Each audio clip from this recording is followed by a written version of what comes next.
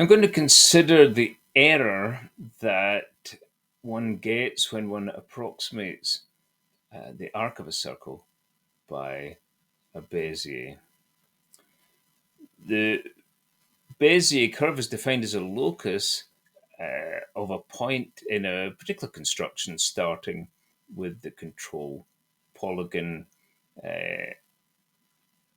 and the point here is the point K, and we can get rid of most of the construction and just end up with the control polygon. We want it to be symmetric, so we make the two opposite sides of the control polygons equal and put a value A for the length of one of them. We also want these sides to be tangential to the circle. So we'll take a point at the center of the Bezier, that's parametric point a half, and we would like that to lie on the circle. So we'd like the distance between L and A to be the same as the radius of the circle, which we've just made to be 1. So we'd like to solve for this quantity being equal to 1. We do that in Wolfram alpha. Find the value of A that makes that quantity 1, that puts the center point onto the circle. And there it is, 4/3 tan theta and 4. So change A to that, and we get our spline approximation.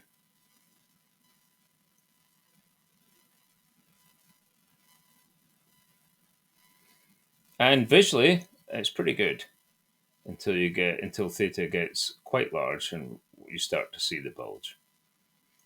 What we would like to do is find out how much of a bulge there is. There's clearly one, even when it looks like it's an exact fit. First of all, however, here's the coordinates of the control points. That's what you need to put in to get that particular Bezier.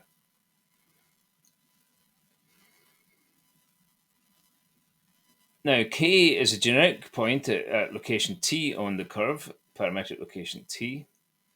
And so the distance between K and A is the general distance of a point from the center of the circle. We'd like to see how much away from 1 that can become. So we'd like to find its maximum. Here it is. We've pasted it into Wolfram alpha, but Wolfram alpha tells us it's too big. So we're going to have to copy it as Mathematica.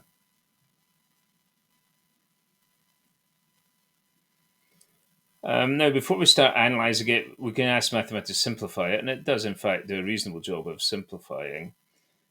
We can also square it. That will be an easier thing for Mathematica to deal with, but we'll have the same maximum and at the same location. So differentiate it, and then find the roots of the derivative. And there they are, t equals 0, t equals a half, t equals 1, but also these two other ones at t equals a sixth 3 plus root 3, or a sixth 3 minus root 3. Those are going to be our bulges.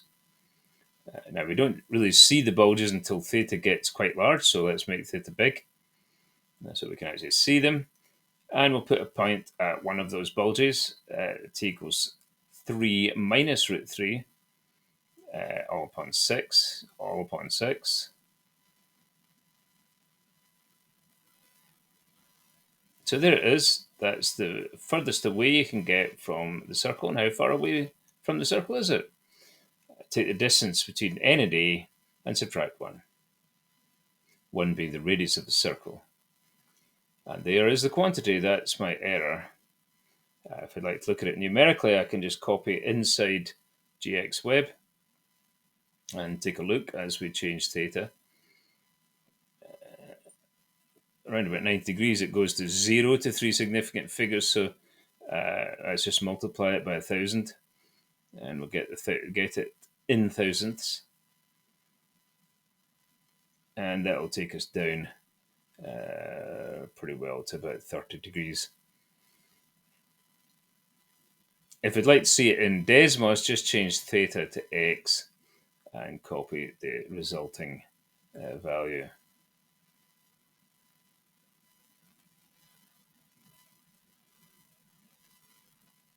And so it's suitably close to 0 for a long way. Remember, the x coordinates are in radians, so it gets pretty small once you're down by between 1 and 2 radians.